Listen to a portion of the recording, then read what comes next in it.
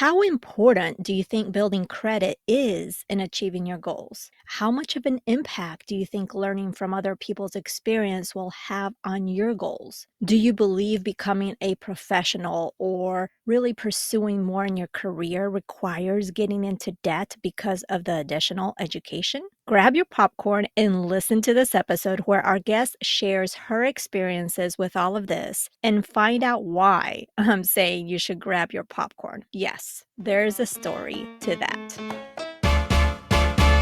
You are listening to Her Dinero Matters, the podcast helping Latinas have increased confidence and control over their finances. My name is Jen Hemphill, and as an accredited financial counselor, my mission is to help you be more confident and simplify your finances so you can save more, get out of debt quicker, and build your wealth.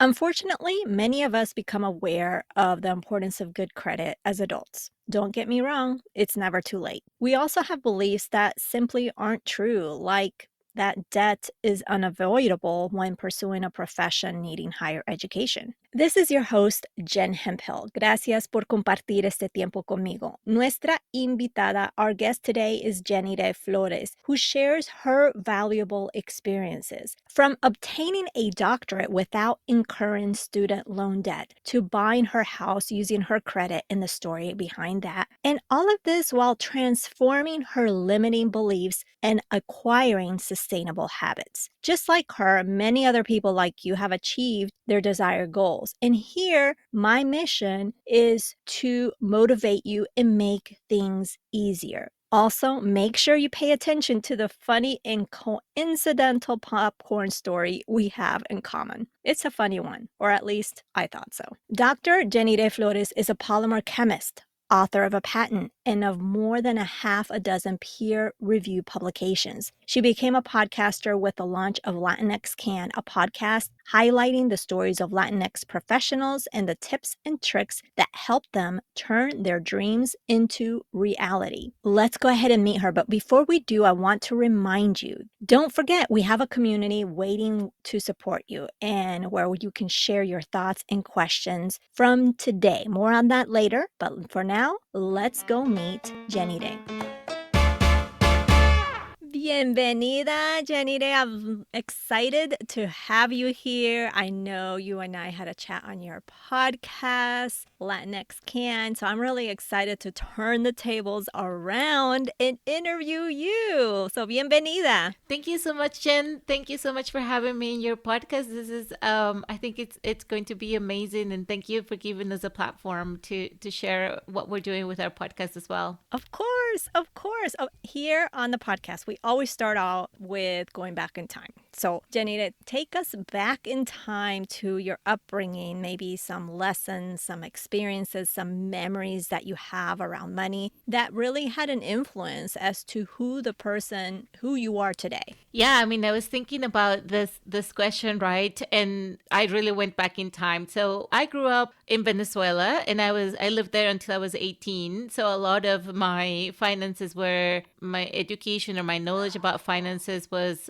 influenced by that upbringing. And also, when my parents divorced when I was very young. I think about 5 years old. So I had always like two influences. I don't remember us living together in the same household, right? So I had the influence from my mom's side, and then the influences from my dad's side, and they were not too different from each other. So with my mom, on my mom's side, I remember my mom always saying, "Uno se arropa hasta donde le llega la cobija." And that just meant that you would only spend the money that you had. And if you couldn't spend more because you didn't have more, then you would have to adapt to that, right? And so for me, an example of how that really has carried with me all of these years. And I was thinking about when I was in grad school, for example, in College Station, Texas, if you had a student ID, you could go to the movies and the ticket would be like $5 or less. And so I would go to the movies and I would just pay $5, but I would never get popcorn because I couldn't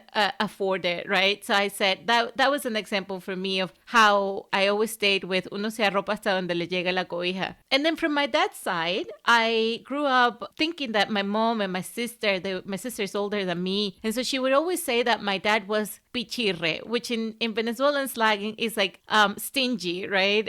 He would be very tight with his money. But then my dad would always counter that with, I'm not pichirre, I'm ahorrativo. So I'm always saving money. What I would see with my dad is that he had a good and stable job as a university professor. And with the salary that he made, he would be able to take us on vacation. And he would even, we would go to the beach, to Margarita Island, to things like that. And then sometimes we would also go on vacations internationally. So what I got from my dad really, it was that it was okay to spend money on things that made sense, but not to splurge on things that were not necessary, right? So for me, those are two main things that I have grown up with, and they stayed with me. I think one funny story that I could remember that happened recently, well, maybe recently, a couple of years ago, is that I've been to Europe before. The first time with my dad for my quinceañera, that was my present. So it was a fantastic trip. The second time I went backpacking when I was in college. And so when I was backpacking, I was like, living on scraps, and I would just only buy bread or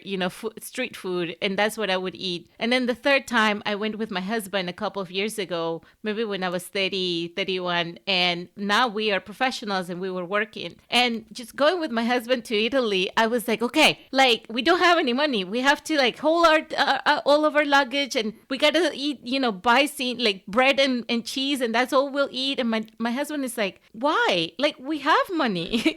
Why are we going to do that? And so I let go a little bit of that mentality while we were there. And then I realized that I had never really actually tried the food in Italy, and it was amazing. It took 3 trips. Yeah. It was the same.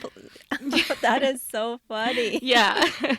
And it's interesting that you mentioned about your husband, because I had a similar experience. No, I have not even gone to Italy, let alone 3 times, but similar experience in terms of, you mentioned going to the theater. I used to, as a kid, we hardly ever went to the theater a lot. But when we did, we would just literally buy the tickets and that's it. Like you, like there was no popcorn, there was no soda, nothing. Enter my husband. He is the complete opposite. He's like, it's about the experience. And for him, a movie experience is not just buying the ticket and watching the movie. A movie experience is having the popcorn. Yeah, totally. And the soda. And I struggled with that, especially at the beginning of our marriage. I'm like, this is not anything we need, because I was brought up upon that mentality. You only buy what you need. But as you mentioned with your husband, he said, we have the money, right? So I think it's definitely, you have to, yes, spend within your means, but you have to plan to really, so you can splurge, right. and have those, because you're only on this earth for a limited time. Yeah, and you have to enjoy it. And I'm trying to learn to do that. Now I'm trying to learn to do that. It's hard because those feelings are just with me all the time, and I struggle making large purchases, but I'm trying. So would you say your husband still balances you out, like when you're struggling making those large purchases? Oh, he spends too much money. So kind of a balance. Right, exactly. We come and meet in the middle. That is awesome. Well, thanks for sharing that. And what would you say to this date? So you've had this upbringing, the influence of your mom and the influence of your dad, and then along the lines, you became a professional, became married. What would you say has been your biggest financial lesson, or maybe 1 or 2 lessons to date? No, for sure. I mean, I thought about this a lot because growing up, money wasn't scarce. I didn't grow up thinking that we were poor, but we were a solid middle class, I think. And so what I didn't realize that was a step forward from my mom and my dad. They grew up in poverty. They had very humble beginnings. And so what the type of life that we were living was already a step up. And so a few of the financial lessons that now I know, I learned when I was in grad school. And so that for me, that was around 25, 26 years old. And so now I think about it and I feel like, wow, I wish I had known this before and I had known this sooner. So the first one that I learned was the importance of having an emergency fund. And when I talked to my mom about this, she's like, I mean, we lived okay, but I had no savings, you know? And so we were always, I didn't realize this, but we were always on the brink of having an emergency and not being able to pay for it. So for me, when I was in grad school and somebody told me, it was a financial advisor or somebody who came to do a seminar for the chemistry department,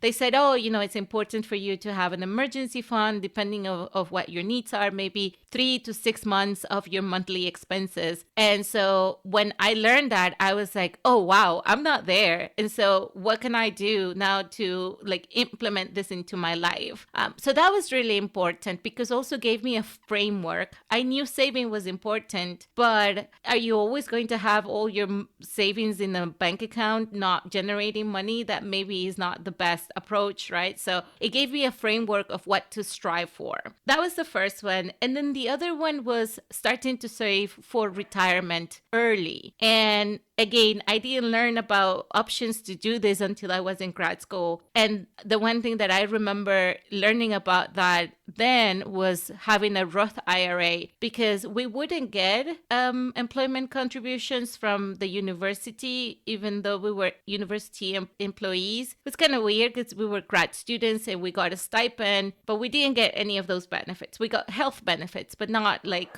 retirement planning. And so somebody, my friend or maybe this financial advisor mentioned the Roth IRA accounts, and I was like, oh, okay, well, I didn't know about it. And what was important there that I learned was that they said, you know, open it and put whatever money you can. I don't know, $1,000, $100. What's important is that you start running the clock so that in 5 years, if you need whatever money you've put in there, you can start taking it out. That was something that I wish that I had known earlier. And I only took advantage of that a couple of years ago. Those are two. And then the one thing that was not a regret that I actually did, and I realized, you know, talking with people in the podcast, I was talking to Danny and Lori Navarro in episode 43, and they're Latinx travel hackers. They're right now experiencing the World Cup, and they flew all the way to Qatar, first class jets. And so like they're really living this idea of making the most out of your money. And what Danny said is like, when I was in college, I wish I had study abroad. And I think that it's a great lesson or something that we can benefit from, because if your school offers it, then probably there's an exchange program. You spend the same amount of money that you spend here, somewhere in Europe or in Asia or even in Latin America. And so it's a great way to travel the world. It's a great way to see the world, have other experiences, and be spending about the same money, right? And when you're a student, you can live on ramen noodles. So that's okay. Absolutely.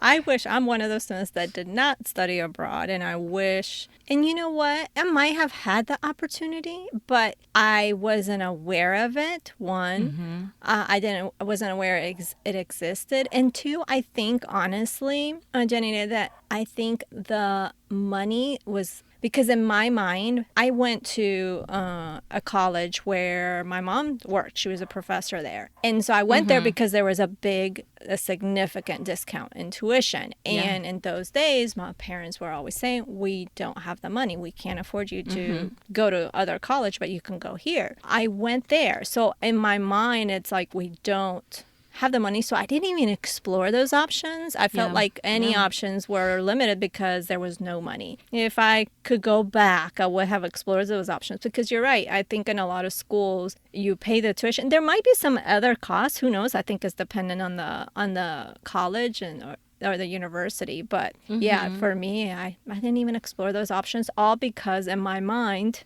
right, there was no way. It was not a possibility. And I say that because for those of you listen, if you feel that way, you need to explore the options, because you just never know what options there are that could open up whatever avenue that you're looking at to do, whatever you're trying to explore or what you're trying to do. And never limit yourself, because I've done that. Yeah. When there was opportunity, I'm sure there was opportunities. Now, you've mentioned your husband, and you also shared with me that a few years ago, you and your spouse went through the process of getting approved for a loan to buy a house. But you ended up just using your credit history. So if you could tell us about this, I really want to know about this story. Yeah, I mean, I think this was a story that just illustrated the immense privilege that I have had in this country. And I think as an immigrant, and especially as an immigrant from Venezuela, when people hear around the world and in the States that I'm from Venezuela, they're like, oh, poor thing, you know. But I think that we have had so many privileges because I am from Venezuela. So what happened here is that the pandemic created a great market for buying houses in 2020, and we were in a position where we had enough savings to put a 20% down payment on our house. So we decided to go for it. And so we apply for this loan together and it comes rejected, and we're like, wow, what's going on? So I'm talking to the banker and they say, well, I think it's a problem with your husband's credit at the moment. So but yours looks pretty good. How about we just apply with yours and see what happens? And so the first one came approved, and they're like, okay, good. So then we started shopping for a better mortgage and, options and rates and things like that with my credit history alone. And then answering the questions of this financial assistant that is trying to apply for the loan. And then he starts talking to me about, what's your highest level of education? And I told him I had a PhD in chemistry. And he's like, oh, well, you're smart. And I was like, well, yeah, I work hard more than I am smart, but sure. And then he asked me about the debt, right? So he's like, okay, well, how much debt do you have? And I told him, I don't have any debt. And he's like, no, I mean, you have to include your student loans into the debt because that's part of it. And then again, I said, I don't have any student loans, so I don't have any debt. I might have a couple of $1,000s on credit cards that I'll pay by the end of the year. And so he thinks about it and he's like, wow, I've never met a doctor that doesn't have any student loans. At that moment, I was like, wow, I mean, I realized that the position that I was, because I happened to have studied in the US, my undergrad and my PhD. My undergrad, I got a full ride from this amazing donor that it's associated with one of the schools I went to. His name is Shelby Davis and the Shelby Foundation. So they paid for all of my expenses when I went to the University of Florida. And I realized that is a privilege that many people in the US don't even have access to. People who were born in the US, they don't have access to those kinds of scholarships because it always comes tied to the income that your parents make or your family makes. And sometimes that disqualifies you from having a full ride at a university. So that was one. And then the other thing that I see is that I happen to study here, but I have a lot of friends from Venezuela who actually graduated college in Venezuela, and then they applied for a master's and a PhD program at the university, at Texas A&M University, which is where I met them. So now they're petroleum engineers. So they came here with no debt. They applied for higher education. And then because not many people in the US apply for graduate degrees, there is a huge need for students. And so that's what gives us a leg up, because we're like, okay, well, I'm willing to sacrifice 5 years of my life to do a PhD program. And as a return, I get a really good salary at the in the other end. And so they came in here with no debt. They studied for 5 years. They sacrificed for 5 years. We lived on a stipend. But then at the end of those 5 years, they make more than $100,000, a lot more than $100,000, and they have no debt. And so those are the kinds of privilege that I realized that we have. And it's all because the education system in Venezuela was free, essentially. And so that gives a difference. Interesting. So if I'm understanding right, when you meant you had privilege, you're talking about when you studied your undergrad, there was, you got a full ride. And was it because they were just looking at your income because you were independent, or I was trying to understand that? Yeah, no, I got a full ride because when I first left Venezuela, I studied I won a scholarship, and it was a 50% scholarship to study at one of the United World Colleges. And these are a network of international schools around the world where people have to apply. And it's like if you did a 2-year exchange program in high school, essentially. I went and did that program, which is a life-changing experience because of the experience itself. But then as part of that program, Shelby Davis and the Davis Foundation, he's an American, and he decided that he was going to donate his wealth to these schools. And so there's a partnership between the Shelby Davis Foundation and universities across the United States. So if we get accepted, anybody that went to a United World College or a UWC, if you get accepted into any of these schools that they have partnerships with, they would cover your tuition. Wow. Okay. Good to know. Now my son being 2 years into a college. The things that you find out afterwards. Very, very interesting. Now, you mentioned you feel you had privilege, but would you consider you have had financial obstacles or some challenges as an immigrant? Yeah, I mean, I think what the biggest one was not having a credit history. I came here when I was 21. I was a student. I didn't have a job because I couldn't with my student visa. I cannot work outside of the university. And so I didn't have a credit history. And when I wanted to move away from campus and live in an apartment, I couldn't rent an apartment because I needed a cosigner because I didn't have a credit history. That was a huge challenge. I can imagine. And what else? So besides that, that's a lesson that you can pass on to other immigrants is the challenge of not having a credit history. What else that you have learned? What else have you learned, I should say, that you can pass on to other immigrants that may be listening to this podcast? Yeah, I mean, I think the first one is make sure that you start building that credit history. You can do it slowly. In my view, still, it's like, you could have a credit card with like a deposit, right? I think it's, you put in, say, $500 in and they give you a credit card and it's like a safety. You could do that and then start using that credit card so that you can build your credit. That would be one. And make sure that you pay your bills, because in my experience, in the US, maybe you don't really have to have a lot of money, but what's important is that you have a really good credit history, and that goes a long way. That's one. But then the one thing that I would say, and I know that education is really expensive in the United States, but if you ever had a goal to go and get a degree at a university, I would say do it. Do it, and it's 100%, it will pay off. And there are a few ways to do it. I know that paying for tuition is hard. So maybe you can start at a community college, and there the classes are smaller and they're also cheaper. And so that's a way that you could start. Then you can transfer to a 4-year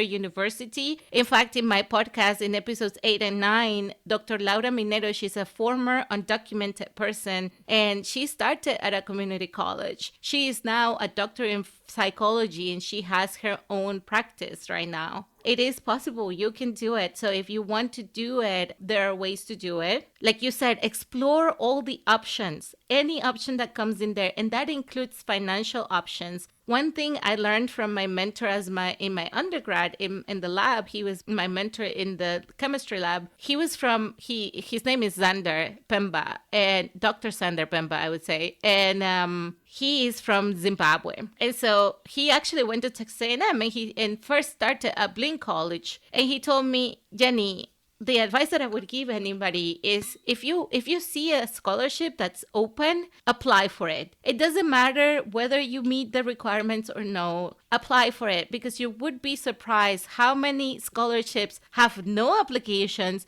And if you're the only one that puts in the name in the hat, they'll give it to you. And sometimes when you have a $1,000 scholarship as an international student, it gives you in-state tuition, and it makes a huge difference. Love it. Yeah, and I agree, especially those scholarships. I have heard time and time again how they don't get many applications. And I think it's some of the smaller scholarships that maybe you don't know about. And the national, I don't know if I should call them national, maybe just nationally renowned scholarships, maybe we could call it that.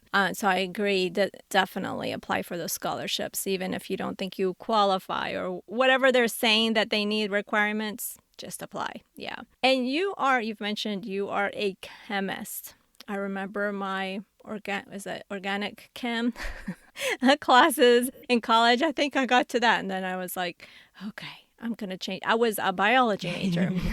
Yeah. as you know. So what led you to a career in chemistry? Is that something that always interested you, or did it just come across like later on in life? Or I liked chemistry when I was in high school. And we didn't do any experiments or anything like that, but I thought, the wiggles and the squiggly lines and things like that, they were pretty and I liked them. I grew up, I should say, that my mom is an engineer, my dad is an engineer, my sister is an engineer. And so talk about representation, I thought I was going to be an engineer, and I like chemistry. So then I said, well, I'm going to be a chemical engineer. That's it. That stuck with me throughout the years. And then when I got to UF, I started trying to be an engineer, a chemical engineer. And then I realized that I didn't really like the engineering part. I just liked the chemistry part. And so then I went through that route. And then while I was going through sophomore and junior year, I started talking to more people that were doing chemistry. And I was an international student. And so I realized that if I had just a bachelor's degree, I wouldn't really get sponsorship to get a job once I graduated. And I needed sponsorship from companies in order to be able to stay in the States and work in the States. Then the only way around that was to then pursue a PhD in chemistry because, again, very few people apply for STEM degrees in masters and PhDs. And so I would be a unicorn, basically. And then the companies would sponsor me because very few people domestically do something like that. That's how I ended up doing a PhD in chemistry. It wasn't necessarily because I wanted to, win a Nobel Prize or anything like that, but mostly because I needed to have a pathway to stay in the US. And that's how I ended up doing that. very strategic and smart. Yeah. Love it. Well, you have this a successful career in chemistry, but you also decided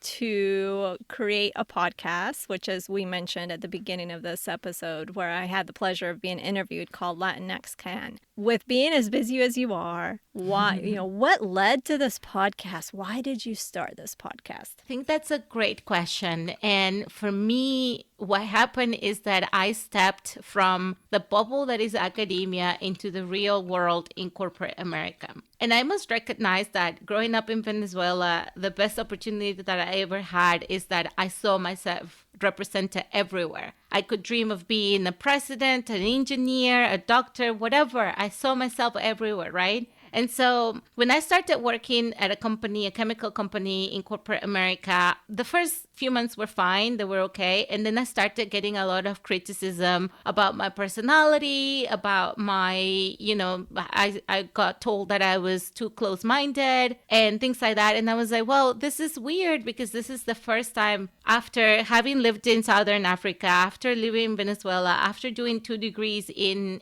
academia, this is the first time I'm being told this. So I tried to turn around to look for other Latinas or Latinos that were in similar positions to ask for help, for advice, and I couldn't find anybody. And so that's when representation really hit, right? I was like, wow, I mean, this is what it means. Like, I know that I'm not alone because I know of other Latinas and Latinos and Latinx people that have PhDs in chemistry, in engineering, in all of these STEM fields because they were my friends in grad school and they were my husband's friends in grad school, right? So we know that they are out there. So then the idea was, okay, how about we create a space where we interview our friends and we ask them, how did you get to where you are today? And so it would serve as inspiration, one, for the next generation, but we'd really focus on sharing actionable advice that people can use in order to achieve their goals so that hopefully their path is a little easier than ours. So we're not alone. We're just,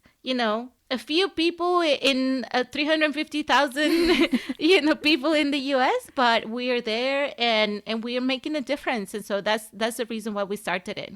That is such an interesting story as to why, and it very, very interesting. Thank you so much for sharing. Well, Jenniday, this has been so fantastic. I really have enjoyed getting to know you more, turning the tables around and interviewing you for this podcast. So thank you so much for being here and for doing what you're doing, representing Latinas and the world of chemistry and and really creating that space for other Latino professionals, Latinx professionals to have those conversations so that they know that they're not alone. So thank you so much for being here. Yeah, thank you so much, Jen, and thank you for the space that you have created as well. It's fantastic.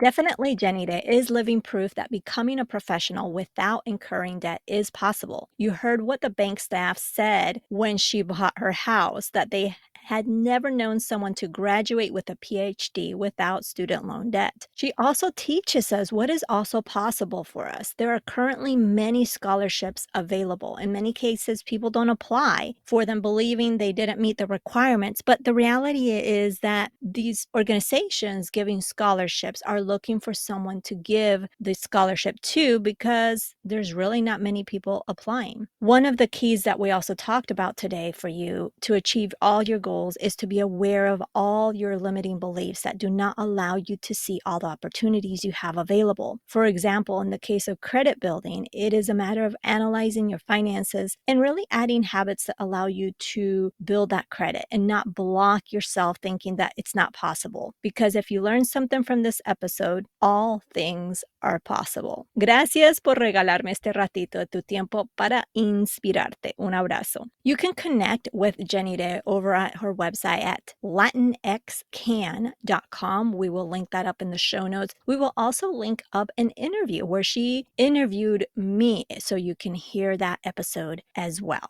An important key to achieving your goals is to surround yourself with people who support you. That's why I created a private community so you can share those goals in a safe and positive environment and so we can cheer you on. Join us at jenhemphill.com/community and we will definitely be rooting for you. This week, if you haven't seen on social, we are celebrating the 5th birthday of my book, Her Money Matters, and make sure you check out the giveaway, the details of the giveaway on social and in our community. I also wanted to share with you a review I discovered recently from Gloria in Mexico. Gloria en México writes en español, uno de los mejores libros que he leído sobre consejos financieros. Motiva mucho a tomar el control de tus finanzas y clarifica mucho el tema de manejo de dinero y los por qué hacemos lo que hacemos. Muy recomendado. In English, it's one of the best books that I have read about with financial advice. It motivates a lot in taking control of your finances and clarifies a lot the how to manage money and why we do what we do. Very much recommended. So thank you, Gloria, for that review. I really, really appreciate you. Next week, you're going to meet Rachel Jimenez and hear her inspirational story. Here's a hint. She is a 6-figure business owner. However, she hasn't always been in this position. Tune into the next episode to learn the full story. Bueno, pues that is everything. Thank you so much for